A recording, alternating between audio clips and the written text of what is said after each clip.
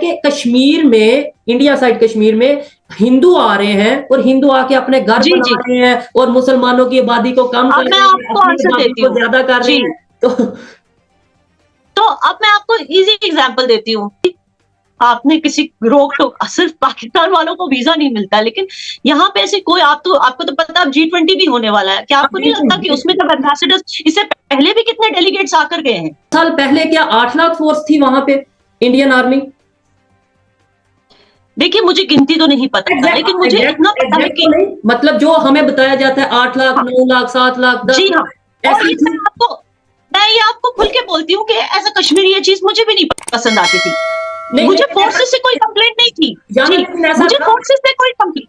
क्या ऐसा था जी आप वैसे? सुनिए। जी, मैं ये कह रही हूँ फोर्सेस से मुझे कोई कंप्लेंट नहीं थी। लेकिन उनके ऐसा रवैये था, से या उनकी लाडली बेटी स्कीम है, प्राइम मिनिस्टर मोदी ने जो यहाँ पर इंट्रोड्यूस की है, जो जिससे क्या है, उसके तहत जम्मू कश्मीर की गवर्नमेंट जो है, यानी कि सेंट्रल गवर्नमेंट जो है, वो हर जिस फैमिली में इनकम जो है 75,000 पर ईयर से कम है और उनको बेटी है, तो हर एक बेटी के लिए जो है उनके अकाउंट में।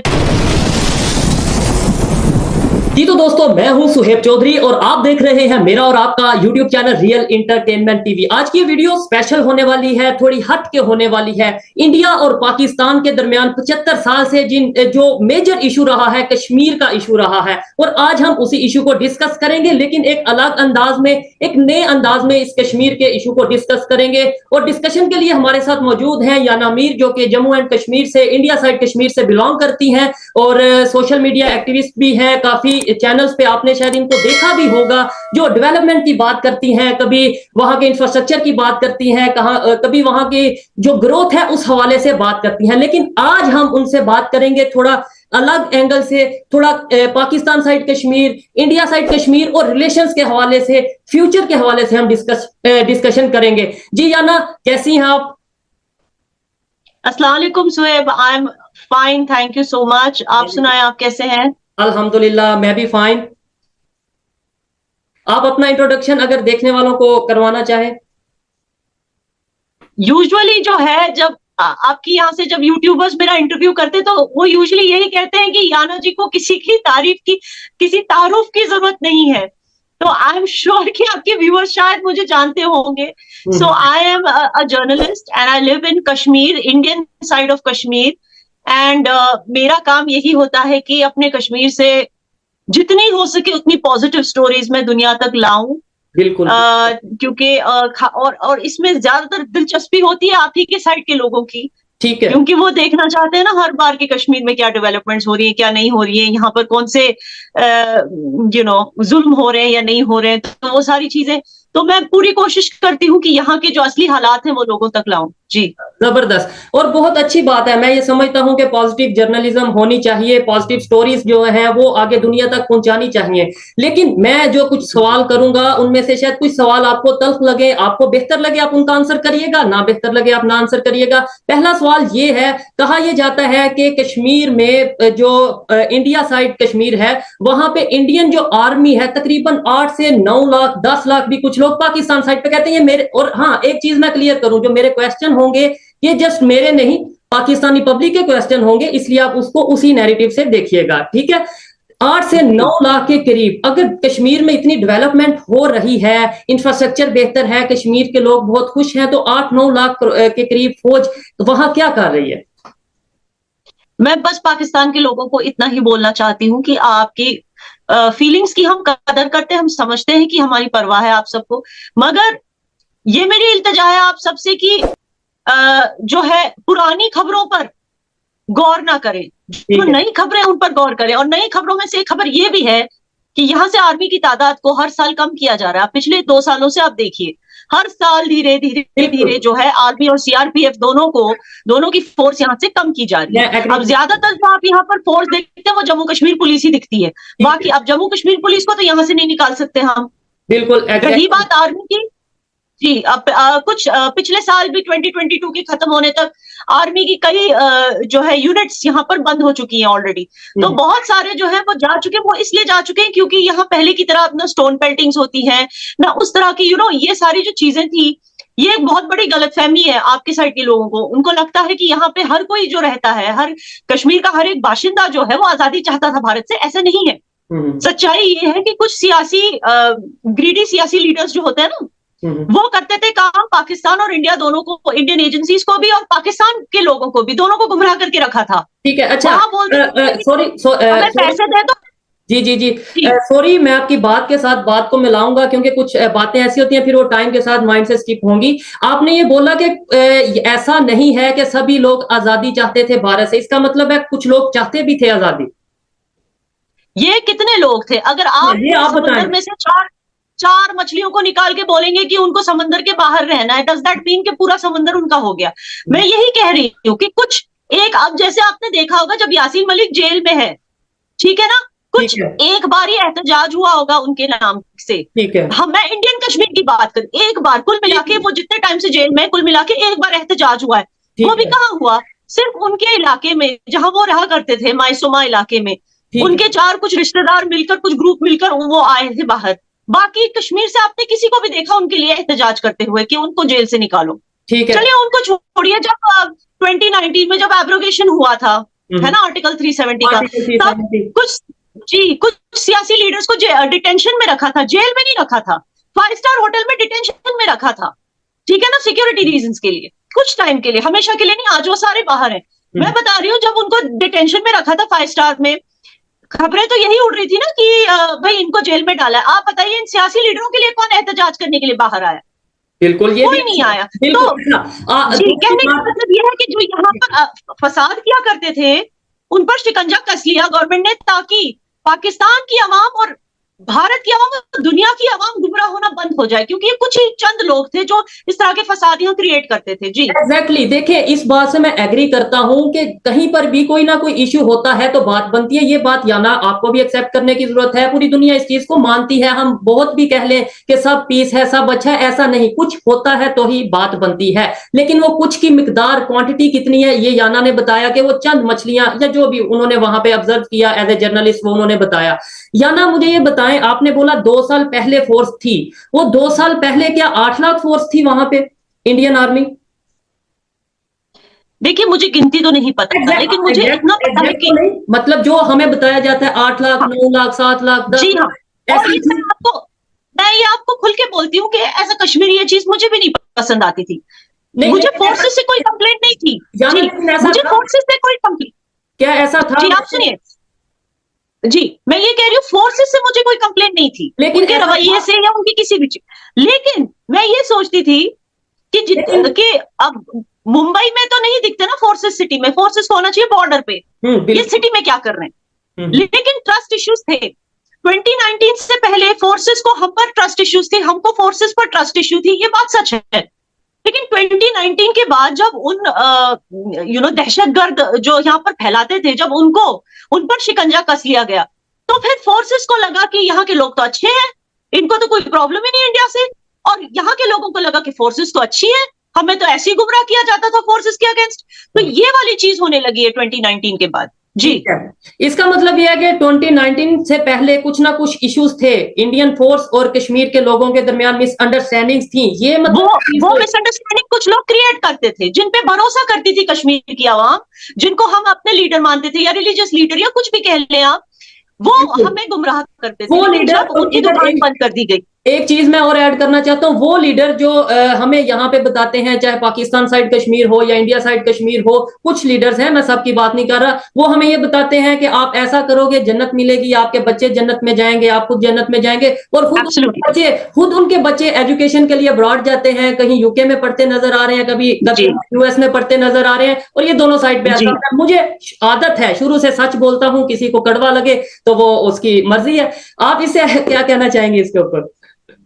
ये बात सच है, और कश्मीरियों को ये एहसास होने लगा कि क्यों हमारी 2019 से पहले ये एहसास होने लगा था कि क्यों हमारे बच्चों को जिहाद में भेजा जाता है भाई, क्यों यानी हमारे बच्चों को जन्नत भेजा जाता है और अपने बच्चों को यूके भेजा जाता है। एब्सोल्युटली, यूके भेजा जाता है, या फिर इंडिया के दूसरे स्टेट्स में जाकर आराम से नौकरियां कर रहे हैं, गवर्नमेंट जॉब्स कर रहे हैं, कॉर्पोरेट जॉब्स कर रहे हैं, अच्छे से कमा रहे हैं, उनको कोई मतलब वहां पे उनको कोई प्रॉब्लम नहीं है इंडिया से। लेकिन यहाँ पर हमारे बच्चों को गुमराह करके अपने ही मुल्क के खिलाफ जो है बगावत करने के लिए मजबूर किया जा रहा है। तो ये चीज कश्मीरियों को पहले से ही एहसास होने लगा था। मैं आपको एक चीज बताती हूँ, कहीं भी अगर कुछ होता है तो उसमें आवाम का बहुत बड़ा कंट्रीब्यूशन होता है, यह आपको मानना पड़ेगा। मैं एग्री करता हूँ। तालिबान अफगानिस्तान में क्यों पावरफुल हुआ? वहां की आवाम ने हेल्प किया था तालिबान को, नजीबुल्लाह को खत्म किया था ना, वहां की आवाम ने नजीबुल्लाह को रिजेक्ट किया था। तो क्या अभी तो कश्मीर की आवाम ने यासीन मलिक को हेल्प नहीं किया था? वही तो मैं, यहाँ की आवाम ने तो यासीन कहाँ सपोर्ट किया, मैं वही तो कह रही हूँ। उसके इलाके के कुछ लोग आए थे और किसी ने एहतजाज नहीं किया। यहाँ की आवाम ने गवर्नमेंट को सपोर्ट किया ये सब करने के लिए, तभी ये सब हुआ, क्योंकि यहाँ की आवाम दहशतगर्द बिल्कुल बिल्कुल सपोर्ट नहीं करती। एग्जैक्टली। अच्छा जाना, मुझे आप ये बताइएगा 2019 के बाद ऐसा क्या हुआ? पाकिस्तान में ये बताया जाता है कि नरेंद्र मोदी साहब जो है, जो उनकी गवर्नमेंट है, जो या फिर आरएसएस की आइडियोलॉजी का बताया जाता है, तो ये कहा जाता है वो तो हिंदुत्व को प्रमोट करते हैं, मुसलमानों के अगेंस्ट हैं। तो फिर 2019 के बाद कश्मीर के मुसलमान कैसे नरेंद्र मोदी साहब पर ट्रस्ट करने लगे, प्राइम मिनिस्टर, इंडिया के प्राइम मिनिस्टर पर ट्रस्ट करने लगे? ऐसा क्या हुआ, थोड़ा आप अगर बताएं। देखिए, ये इट इज वेरी अनफेयर कि यहाँ उस आपकी कंट्री में हमारी प्राइम मिनिस्टर के बारे में इस तरह के नैरेटिव चलाए जा रहे हैं जी, लेकिन उन्होंने अपनी कौन सी तकरीर में ऐसे कहा, जिसमें उन्होंने कहा कि मैं का प्राइम मिनिस्टर हूँ, या मैं मुसलमान का प्राइम मिनिस्टर नहीं बनना चाहता, या मेरी फलाना फलाना स्कीम सिर्फ हिंदुओं के लिए है, ये स्कीम मुसलमानों के लिए नहीं है। उन्होंने अपनी कौन सी तकरीर में ऐसे कहा, या अपने कौन से मिनिस्टर को कहा इस तरह से तकरीर करने के लिए? तो ये कहां से इस तरह की प्रोपेगेंडा निकलती है? इसीलिए हम इसको वर्ड दिया है हमने, प्रोपेगेंडा। अच्छा, प्रोपेगेंडा से एक और चीज याद आई, और प्राइम मिनिस्टर नरेंद्र मोदी साहब की जब बात हो रही है, एक और चीज आई याद में, बहुत ये लोग कहा जाता है इंडिया में भी, पाकिस्तान में भी, कि गोदी मीडिया या मोदी मीडिया, इस तरीके से कि मतलब जो डेवलपमेंट की कोई बात कर रहा है या कश्मीर का पॉजिटिव साइड दिखा रहा है, तो ये कहा जाता है कि ये मोदी मीडिया है। क्या आप भी मोदी मीडिया हैं? ये देखिए, ये सवालात मैं चीजों को समझता हूँ काफी हद तक। मैं ऑडियंस को भी ये कहना चाहता हूँ कि ये जो सवालात हैं, इनका करने का मकसद है कि जो मिसअंडरस्टैंडिंग्स है उनको दूर किया जाए। ये मैं चीजें समझता हूँ, लेकिन पब्लिक को बताने की जरूरत है, उसके लिए मैं क्वेश्चन कर रहा हूँ। आप अगर जवाब देना चाहिए। अब जब आपकी ऑडियंस हमारे देश में, हमारी मुल्क में, हमारी सियासत में इतना इंटरेस्ट लेती है, तो मैं एक आपको एक सजेशन दूंगी कि आप, एक मूवी है बाहुबली, वो देखिए। उसमें एक सीन है जहां राजमाता शिवगामी कहती है कि मैं भल्लाल देव को नहीं, बाहुबली को बनाऊंगी ये अपना किंग। तो जब भल्लाल देव का बाप जो है वो जिस तरह की बातें करने लगता है ना बाहुबली के बारे में, ये एग्जैक्टली वही तरीके की चीजें, गोदी मीडिया, ये वो बेसिकली भल्लाल देव का फादर जैसे बात करता है। ये ऑपोजिशन वाले जो है, ये इसी तरह से जो भी डेवलपमेंट को या मोदी जी को सपोर्ट करता है, उनके विजन को सपोर्ट करता है, उसको गोदी मीडिया ही कहा जाता है। ठीक है जी, अच्छी बात है, आपने बड़े अच्छे तरीके से एक्सप्लेन किया। अच्छा, थोड़ा सा हम आते हैं, मैं अपनी तरफ, यानी यूथ के हवाले से बात करें, आपके हवाले से बात करें। देखें, या ना आपको ये चीज एक्सेप्ट करने की जरूरत है, मतलब आपकी मर्जी, आप एक्सेप्ट करें ना करें, लेकिन मुझे ऐसा लगता है कि हमें यूथ को ये एक्सेप्ट करने की जरूरत है कि हमने पाकिस्तान को, मैं पाकिस्तान का फ्यूचर हूं, आप इंडिया का फ्यूचर है, हमने रिलेशंस को बेहतर करना है। नेबर चाहे छोटा हो, चाहे बड़ा हो, चाहे अमीर हो, चाहे गरीब हो, नेबर कभी चेंज नहीं होता। और नेबर की जो, अगर आपका खुशहाल हो तो आप भी काफी हद तक खुशहाल हो सकते हैं। मैं कैसे रिलेशन बेहतर कर सकता हूं, आप कैसे रिलेशन बेहतर कर सकती हैं? और सेकंडली, क्या आप रिलेशन बेहतर करना चाहती भी हैं पाकिस्तान के साथ या नहीं? देखिए, रिलेशन बेहतर हर कोई करना चाहता है, नो डाउट अबाउट इट। और हमें ये चीज पहले याद रखनी है कि हम एक बॉर्डर शेयर करते हैं, ठीक है? Kashmir as part of India and Pakistan जो है बॉर्डर शेयर करते हैं। हम मजहब है, हम सारे मुसलमान हैं मेजोरिटी में, ठीक है। एक माइनॉरिटी हिंदू कम्युनिटी भी हमारे बीच रहती है, लेकिन मेजोरिटी हम मुसलमान। हमें याद रखना है कि एक सुन्नत होता है, बिल्कुल उसकी तरफ भी आएंगे। जी सुनिए, जो माइग्रेट हो रहे हैं कश्मीर में, उसके जी। तो मैं ये बता रही हूँ कि हमें याद रखना है कि एक अच्छा हमसाया बनना, एक अच्छा नेबर बनना एक सुन्नत होता है, ये सुन्नत है। जबरदस्त, ऐसा ही है, ठीक है। तो we have to be good neighbours. And दूसरी चीज, एक दूसरे की कल्चरल डिफरेंसेस को देखिए, कुरान में भी लिखा है कि अगर अल्लाह चाहते तो हर किसी को एक ही कम्युनिटी में बना के भेजते, लेकिन उन्होंने हर किसी को अलग अलग कम्युनिटी, अलग अलग नेशनलिटी, अलग अलग सिटीजनशिप में, अलग अलग कल्चरल फॉर्म दिया है, क्योंकि वो चाहते थे इस तरह की डाइवर्सिटी, वो चाहते थे कि इंसान जो है एक दूसरे के साथ, अलग अलग कम्युनिटी के इंसान जो है एक दूसरे के साथ अच्छे से हार्मनी में जिए। तो अगर हम खुद को मुसलमान कहते हैं तो इस चीज को हमें समझना होगा। हाँ, दूसरा, पाकिस्तान की आवाम को जी इसमें उनको समझना होगा।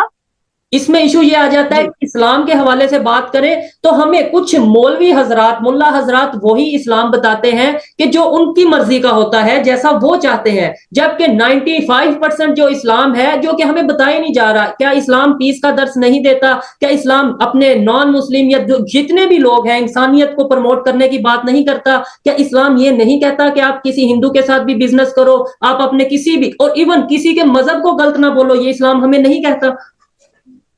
ये उन्हीं की गलती है ना जो मौलवी उलेमाओं पे भरोसा करते हैं, जब इस्लाम इतना इजी रिलीजन है टू अंडरस्टैंड एंड फॉलो। आप खुद पढ़ लीजिए मदीना कॉन्स्टिट्यूशन क्या है, जो हजरत रसूलुल्लाह ने खुद फरमाया था। मदीना कॉन्स्टिट्यूशन हर एक मुसलमान को पढ़ना चाहिए, वो समझ जाएगा कि दरअसल हमारा मजहब क्या प्रमोट करता है when it comes to minorities या दूसरे कम्युनिटी के लोगों को किस तरह से रिस्पेक्ट किया जाना चाहिए, किस तरह से उनके साथ बर्ताव करना चाहिए। इवन के जूस को लेकर, इवन के उन लोगों को लेकर जो आइडल वर्शिप करते हैं, उनके साथ कैसे रहना चाहिए, कैसे सुलूक करना चाहिए, मदीना कॉन्स्टिट्यूशन में पूरा क्लियर लिखा है। तो हम एज मुस्लिम्स खुद अपना मजहब क्यों नहीं स्टडी करते? हम क्यों जाते हैं इनके पास? हमें इनसे क्यों चाहिए होता है, इन मौलवी उलेमाओं से? हमें क्यों अपनी मजहब की तालीम इनसे लेनी है? हम खुद पढ़े लिखे नहीं, हम खुद नहीं पढ़ सकते? हर एक लैंग्वेज में तो कुरान लिखी है, फिर क्यों नहीं पढ़ सकते कुरान से? और खुद क्यों नहीं समझ सकते इसको? इतनी इजी तो है अपना मजहब, इतना अपना दीन इतना इजी है, बिल्कुल। इसके लिए हमें जरूरत नहीं है किसी के पास जाके गुमराह होने की या भटकने की। दीन से भटकने वाली बात हो गई है। बिल्कुल। अच्छा, दूसरा क्वेश्चन ये था कि जो हम कर रहे हैं, मतलब बहुत से लोग अब इस तरीके से ये काम कर रहे हैं, किसी को नॉलेज है, कुछ किसी को नहीं है, मैं उस बेस पे नहीं आऊंगा, लेकिन जो मेरा या हम लोगों का विजन है कि हम यूथ आगे जाके रिलेशंस को बेहतर करेंगे। जो 75 साल से नहीं हो सका वो मैं करूंगा, वो आप जैसे लोग करेंगे। क्या आपको लगता है कि ऐसा पॉसिबल है? जी, क्योंकि आपके और मेरे जैसे नए जनरेशन ये जानते हैं कि आवाम के लिए और नेशन के लिए, नेशन फर्स्ट एटीट्यूड है हमारा। तो पाकिस्तानी यूथ को ये पता है कि इंडिया के साथ अच्छे रिलेशंस रखने से बहुत सारी हमारी प्रॉब्लम्स जो है वो सॉल्व हो जाएंगी। फॉर एग्जांपल, दवाइयां सस्ती हो जाएंगी, आटा चावल सस्ता हो जाएगा क्योंकि इंपोर्ट किया जाएगा इंडियन बॉर्डर से। दूसरा, कश्मीरियों को पता है कि अगर हम ट्रेड करने लगे पाकिस्तान के साथ, सबसे ज्यादा फायदा हमें है, क्योंकि हमारा जो हमारा माल यहाँ से जाता है एक्सपोर्ट होके बाकी इंडिया में, मतलब दूसरे स्टेट्स में एक्सपोर्ट होता है, बाय द टाइम वो साउथ इंडियन स्टेट्स तक पहुंचे वो खराब हो जाती है चीजें, चाहे वो एप्पल्स हो या कुछ भी हो। लेकिन पाकिस्तान के साथ ट्रेड करना हमारे लिए ज्यादा इजी और उसमें ज्यादा होगा, हमें मुनाफा में इजाफा होगा। ठीक है। और इवन ये बात तो पाकिस्तान के लोग भी जानते हैं। अब टाइम के साथ साथ अवेयरनेस आ रही है, शायद आपने ऑब्जर्व किया हो, अगर आपकी बात यहाँ के लोगों से होती है, जर्नलिस्ट से होती है, अब पाकिस्तान की यूथ को ये चीज का आइडिया हो रहा है। इवन कश्मीर, पाकिस्तान साइड कश्मीर अगर मैंने विजिट किया, मैं वो लोग ये चाहते हैं कि भाई हम इंडिया के साथ ट्रेड करना चाहते हैं। मैं ये कहता हूं, मैं एज ए पाकिस्तानी मैं कहता हूं कि हमें इंडिया के साथ ट्रेड करने की जरूरत है। क्या इंडिया और चाइना का आपस में इशू नहीं चल रहा? लद्दाख के मामले में इशू है, तो क्या आप लोगों ने ट्रेड बंद कर दी? क्या चाइना और यूएस की बात करें, उनके इश्यूज हैं, क्या उन्होंने ट्रेड बंद कर दी? तो फिर हम क्यों ट्रेड बंद करके बैठे? ये बात पाकिस्तान के जो यूथ है उन्हें सोचने की और समझने की जरूरत है। या ना आप कुछ एज ए कश्मीरी, जम्मू कश्मीर के रहने वाली हैं आप, एज ए इंडियन अगर बोला जाए, कोई सवाल जो पाकिस्तान के लोगों से करना चाहती हो, कोई बात जो पाकिस्तान के लोगों को पहुंचाना चाहती हो कि भाई जो आप हमारी फिक्र करते हैं वो हम करें ना करें, कुछ भी, व्हाटएवर? नहीं, देखिए, मैं मानती हूं कि पहले के जो शोज हैं, एक चीज मैं आपके शो पे क्लियर करना चाहती हूँ जी, कि initially I was very aggressive कि यार पाकिस्तान अपना बिजनेस क्यों नहीं माइंड करता, बट टुडे आई अंडरस्टैंड एक ह्यूमन नेचर होता है। एक ना वो, क्योंकि रियासत 2 हिस्सों में बढ़ चुकी है, तो जाहिर सी बात है कि वहां के लोग हमारी परवाह करते हैं। जब मुझे उनके बारे में पता चलता है कि कैसे आटे और चावल के लिए कैसे वो लड़ रहे हैं एक दूसरे के साथ, कैसे ट्रकों के नीचे आ रहे हैं, जब मुझे पता चलता है कि 20-20 घंटे तक, एक हफ्ते तक उनको इलेक्ट्रिसिटी नहीं आती, जब मुझे पता चलता है कि सर्दी में कैसे वो सिकुड़ते रहते हैं लेकिन अपने पॉलिटिकल राइट्स के लिए वो प्रोटेस्ट करते रहते हैं, गिलगिट बाल्टिस्तान, कारगिल, इन सब एरियाज में, जब मुझे सब पता चलता है, मुझे खुद इतना बुरा लगता है कि तब मुझे समझ आता है कि इनको भी तो वैसे ही हमारे लिए फीलिंग्स होती होंगी, और ये इनकी गलती नहीं है कि इनको गलत बताया जाता है कि जम्मू कश्मीर में ये होता है, वो जुल्म होता है, इनको गलत बताया जाता है और ये इनकी गलती नहीं है। बिल्कुल, मैं देखने वालों को भी ये कहना चाहूंगा कि कुछ लोगों को ऐसा लगता है कि शायद पाकिस्तान के लोग नफरत करते हैं, पाकिस्तान साइड कश्मीर के लोग इंडिया से नफरत करते हैं।